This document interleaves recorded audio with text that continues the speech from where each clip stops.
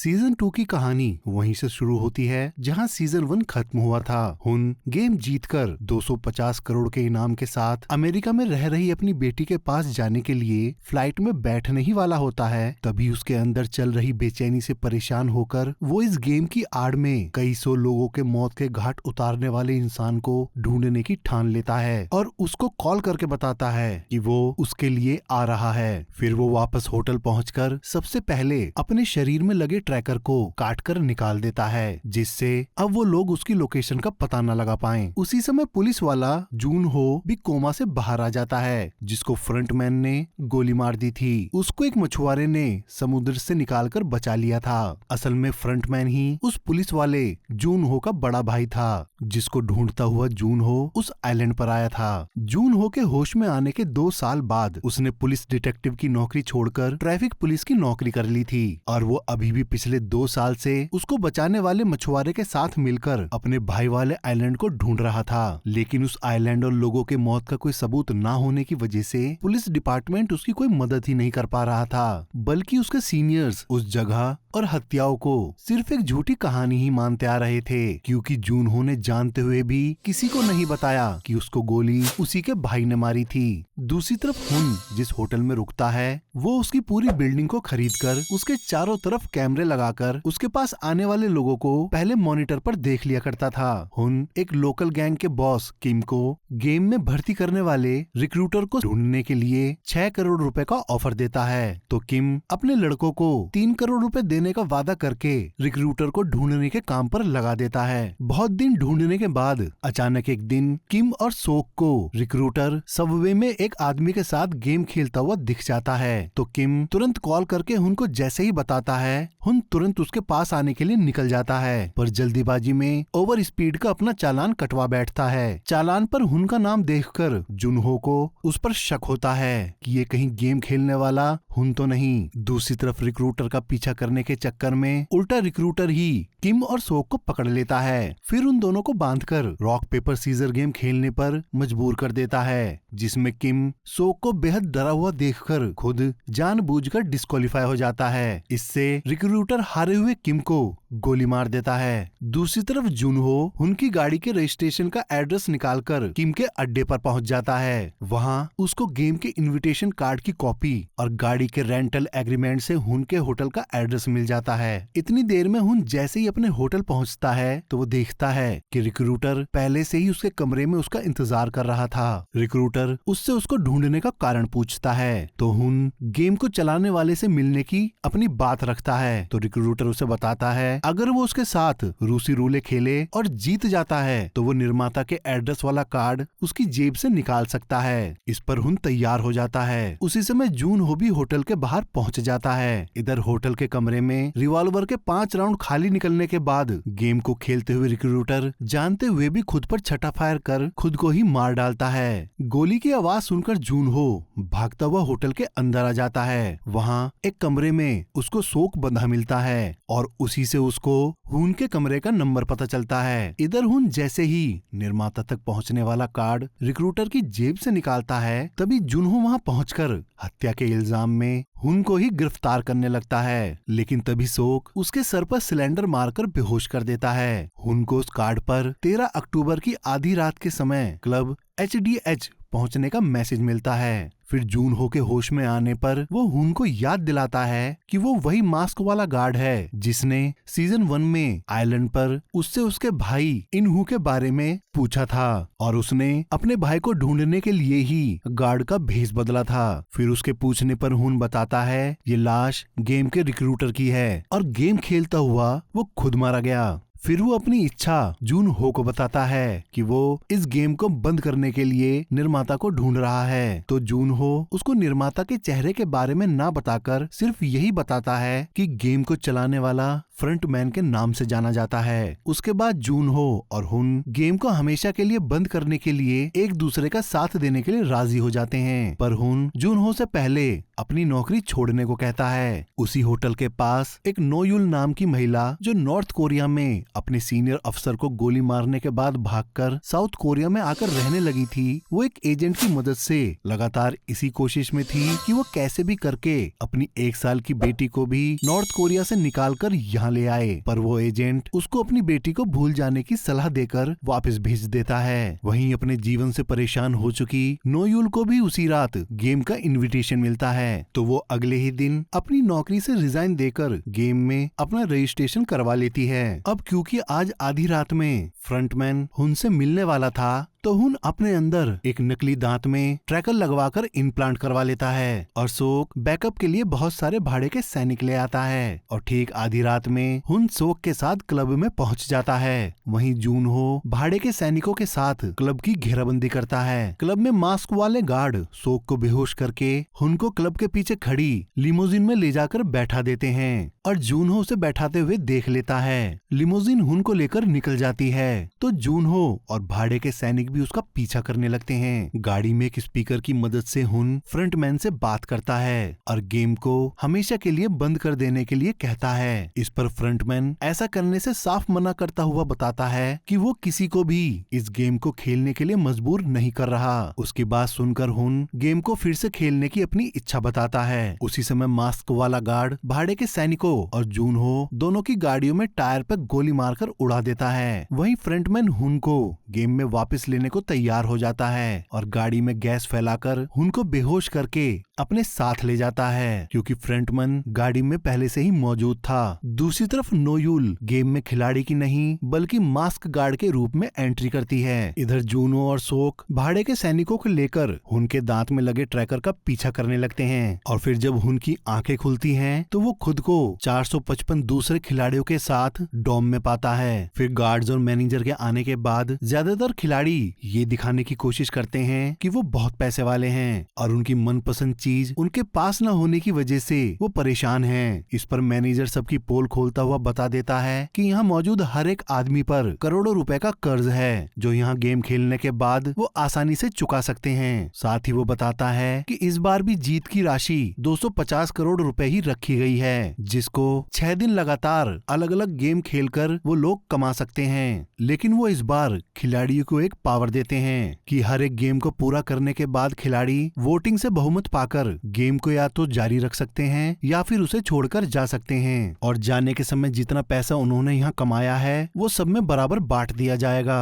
ये बात सुनकर सभी लोग उनके कॉन्ट्रैक्ट पर साइन कर देते हैं, पर वहीं एक 333 जिसका नाम ली होता है, उसकी आईडी ओपन हो जाने की वजह से कई लोग जो उसके कहने पर क्रिप्टो में पैसा लगाकर बर्बाद हो चुके थे, उनमें से एक सिंगर थाइनोस उस पर बहुत भड़कता है और अपनी बर्बादी का कारण उसे ही बताता है। साथ ही ली को ये नहीं पता होता कि वहाँ उसकी प्रेग्नेंट गर्लफ्रेंड भी है। फिर कुछ देर बाद हुन को वहाँ अपना दोस्त सॉन्ग मिल जाता है, तो हुन उसको साथ में ही रहने की सलाह देता है। गेम शुरू होने से पहले ही हुन को पता चलता है कि जब वो बेहोश था तभी उसके दांत में लगा ट्रैकर निकाल लिया गया था और सोक अपने लोगों के साथ ट्रैकर का पीछा करते करते गलत आइलैंड पर पहुंच जाता है। सच पता चलते ही हुन की हवा खराब हो जाती है। तभी ब्लैक ऑफिसर उनका पहला game red light green light चालू करवा देता है, तो हुन सबके सामने आकर समझाने की कोशिश करता है कि अगर वो रेड लाइट होने पर हिलते पाए गए तो उनको जान से मार दिया जाएगा।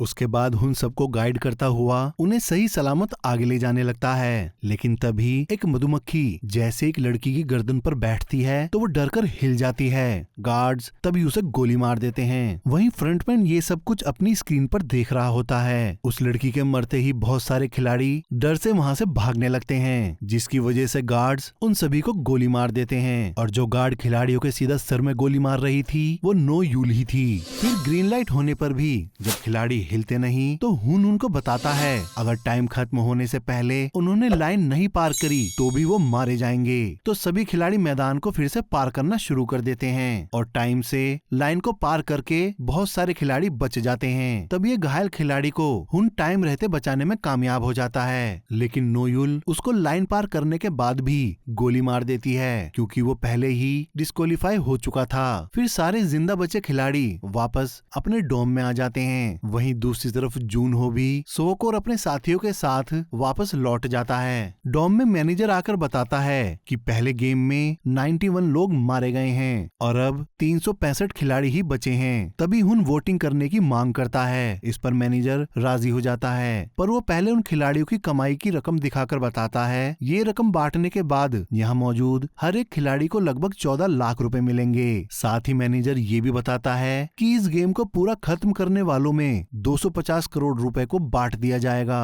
और अगर कोई अकेला ही बचता है तो सारी रकम उसी अकेले खिलाड़ी को दे दी जाएगी। इस बात से बहुत सारे लोग सोच में पड़ जाते हैं। तभी वोटिंग शुरू हो जाती है और गेम न खेलने वालों को क्रॉस और खेलने वालों को ओ का साइन देकर उनकी जैकेट पर लगा दिया जाता है। वोटिंग चलते हुए हुन लोगों को बहुत समझाने की कोशिश करता है कि इस गेम को बंद करना होगा, नहीं तो वो सब मारे जाएंगे। और फिर उन लोगों के सवालों के दबाव में आकर वो बता देता है कि वो पहले भी इस गेम को खेल चुका है और उसके साथ खेल रहे हर एक खिलाड़ी की यहाँ मौत हो चुकी है। तभी एक गार्ड उसको बोलने से रोक देता है और वोटिंग को चालू रखता है। अब जब दोनों पक्षों की वोटिंग 182 पर टाई होने लगती है, तभी 011 नंबर का खिलाड़ी गेम को चालू रखने के लिए अपना वोट दे देता है और वो खिलाड़ी कोई और नहीं बल्कि खुद फ्रंटमैन ही होता है। वोट करने के बाद फ्रंटमैन उनको बताता है वो असल में गेम छोड़ना चाहता था, पर उनके पिछली गेम का विनर होने वाली बात सुनकर उसने एक गेम और खेलने का फैसला लिया। उसी के साथ कुछ और खिलाड़ी भी यही बात कहते हैं। फिर वो सभी अगले दिन होने वाले गेम के बारे में पूछते हैं तो हुन बताता है अगला गेम डालगोना है, जिसमें शेप्स को चुनना होता है और सबसे इजी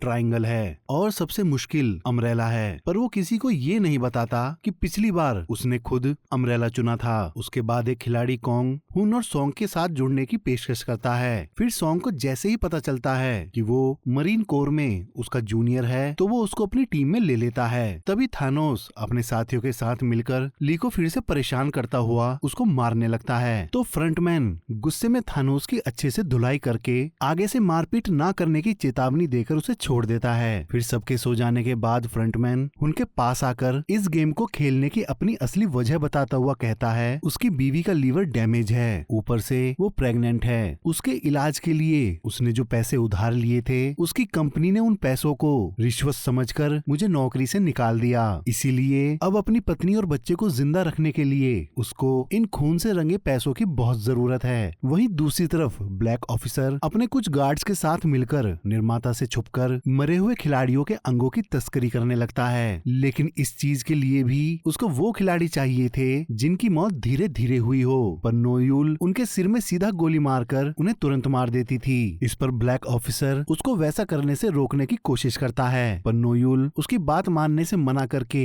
वापस अपने रूम में चली जाती है। इधर डॉम में ली की गर्लफ्रेंड जूनी उसके सामने आ जाती है और उसको बताती है उसको अपने बच्चे को पालने के लिए अब किसी की जरूरत नहीं है, क्योंकि ली ने पैसे की कमी के कारण उसको अबॉर्शन करवाने के लिए हॉस्पिटल भेज दिया था। साथ ही उसको ये भी बताती है अगर वो गेम को बंद करने पर वोट करता तो आज वो पैसे के साथ यहाँ से बाहर निकल गई होती। फिर अगले दिन सभी खिलाड़ी जब मन बना लेते हैं कि वो शेप्स गेम डालगोना खेलने वाले हैं, तभी उनको पता चलता है निर्माता ने पूरा गेम ही बदल दिया है और अब उनको 10 मिनट के अंदर एक टीम बनानी थी और हर एक टीम में 5 लोग होना जरूरी होते हैं। तो हुन, सॉन्ग, फ्रंटमैन, कॉन्ग और जूनी भी उन्हीं की टीम में शामिल हो जाती है। ऐसा ही करके बाकी सभी लोग भी अपनी अपनी टीम बना लेते हैं। अब उनको 6 लेग पेंटाथलॉन खेलने के लिए हर 5 मिनट के बाद एक मिनी गेम खेलना होगा, जिसको टीम के अलग अलग खिलाड़ी खेलेंगे और जब तक टीम अपना पहला मिनी गेम जीत नहीं जाती तब तक वो आगे नहीं बढ़ सकती। और ये 5 गेम थे। पहला डाकची, जिसमें लिफाफे से दूसरे लिफाफे पर मारकर पलटना होता है। दूसरा गेम फ्लाइंग स्टोन, जिसमें पत्थर से मारकर गिराना होता है। तीसरा गोंगी, जिसको दक्षिण भारत में कल्लू कली और गुट्टे के नाम से जाना जाता है। चौथा स्पिनिंग टॉप और 5वां जैगी, जो शटलकॉक जैसी चीज को पैरों से लगातार मारकर खेलते रहना होता है। ये कोरिया का पॉपुलर गेम है। फिर 5 मिनट वाला टाइमर लगाकर टीम के 5 लोगों के पैर एक दूसरे के साथ बांधकर उन्हें गेम में उतार दिया जाता है। टीम के मेंबर पहले ही तय कर लेते हैं कि कौन सा खिलाड़ी कौन सा गेम खेलेगा और जो टीम टाइम से गेम पूरा नहीं कर पाती उस टीम को गार्ड्स गोली मार देते हैं, लेकिन नोयुल फिर से अधमरे लोगों के सिर में गोली मारकर उन्हें मार डालती है। फिर लास्ट में उनकी टीम का नंबर आता है, लेकिन फ्रंटमैन को ही अपना पड़ाव पार करने में सबसे ज्यादा टाइम और परेशानी होती है, लेकिन फिर भी वो 1 सेकंड पहले गेम को पूरा करके बच जाते हैं। उसके बाद बचे हुए सभी खिलाड़ी अपनी डॉम में वापस आ जाते हैं। दूसरी तरफ गार्ड्स नोयुल को उनकी बात ना मानने की वजह से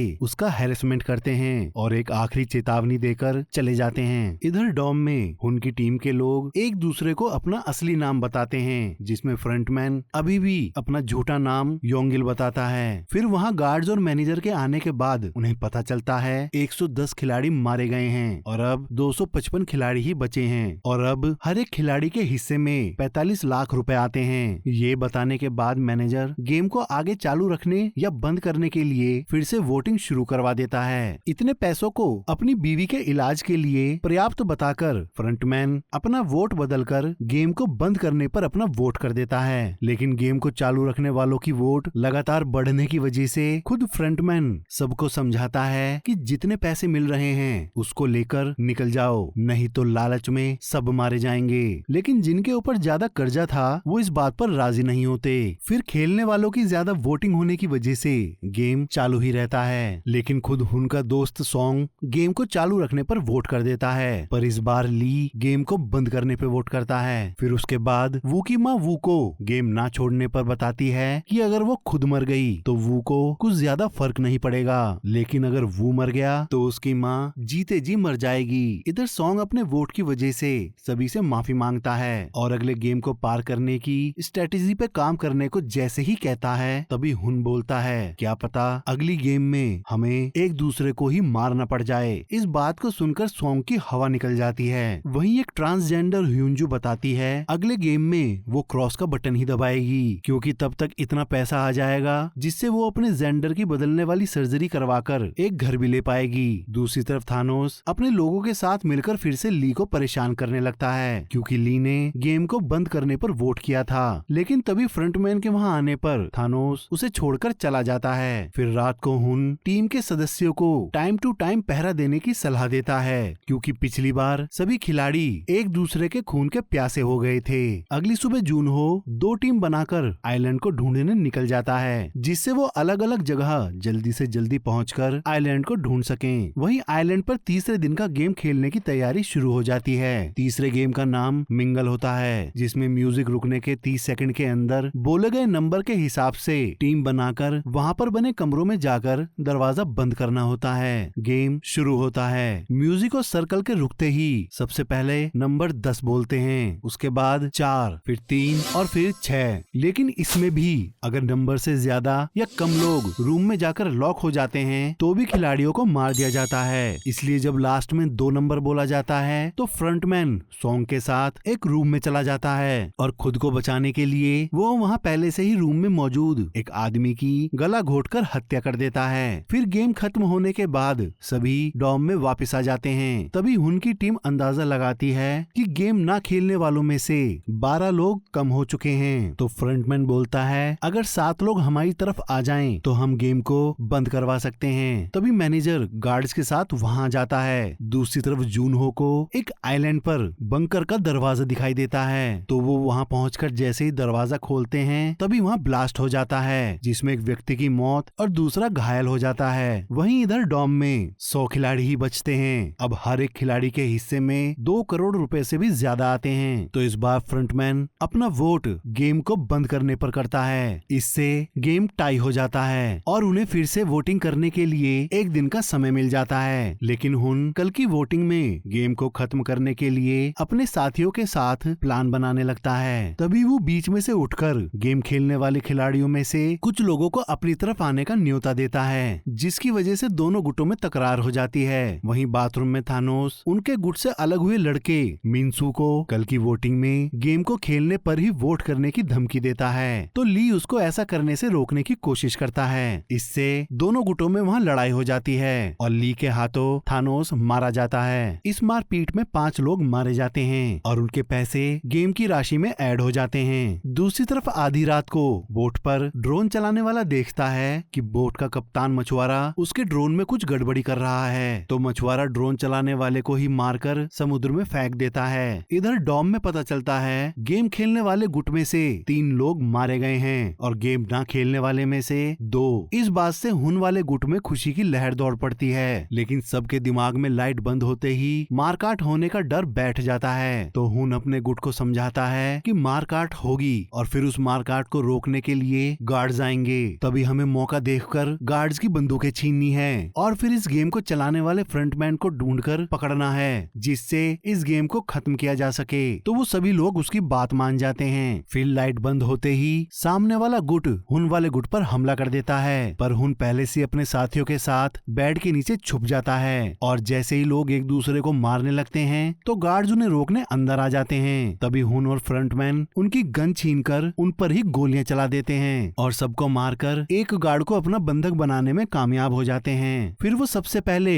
अंदर के सारे कैमरे डिस्ट्रॉय कर देते हैं। फिर वो मरे हुए गार्ड्स से उनके हथियार लेकर कुछ और लोगों को अपने साथ ले लेते हैं। तभी ट्रांसजेंडर हुयुनजू, जो स्पेशल फोर्स में बाहर सार्जेंट थी, वो बंदूक को चलाने का तरीका सबको समझाती है। फिर वो लोग उस गार्ड को लेकर फ्रंटमैन को पकड़ने के लिए निकल जाते हैं, लेकिन गार्ड की पूरी फौज पहले से ही अलर्ट होकर उनका रास्ते में इंतजार कर रही होती है और एक दूसरे के आमने सामने आने की वजह से वो एक दूसरे पर ताबड़तोड़ गोलियां बरसाने लगते हैं। फिर जब हुन के साथियों की गोली खत्म होने लगती है, तभी फ्रंटमैन धोखे से 2 खिलाड़ियों को मारकर हुन को ऐसा दिखाता है कि जैसे वो खुद भी मारा गया। फिर खिलाड़ी सरेंडर करने लगते हैं, लेकिन गार्ड्स उन्हें भी गोली मार देते हैं। अब हुन और सोंग को भी सरेंडर करना पड़ता है। तभी उनके सामने फ्रंटमैन अपनी पोशाक और ब्लैक मास्क पहन कर आता है और हुन के ही सामने सोंग को गोली मारकर अपने कंट्रोल रूम में चला जाता है। गार्ड हुन को पकड़कर बंधक बना लेते हैं और हुन बस रोता रह जाता है। और इसी के साथ दोस्तों सीजन 2 की कहानी खत्म हो जाती है। आशा करता हूँ कि आप सभी को ये एक्सप्लेनेशन पसंद आई होगी। और भी मूवी के एक्सप्लेनेशन सुनने के लिए आप हमारे इस चैनल को लाइक करें, सब्सक्राइब करें और साथ ही बेल आइकन दबाना ना भूलें।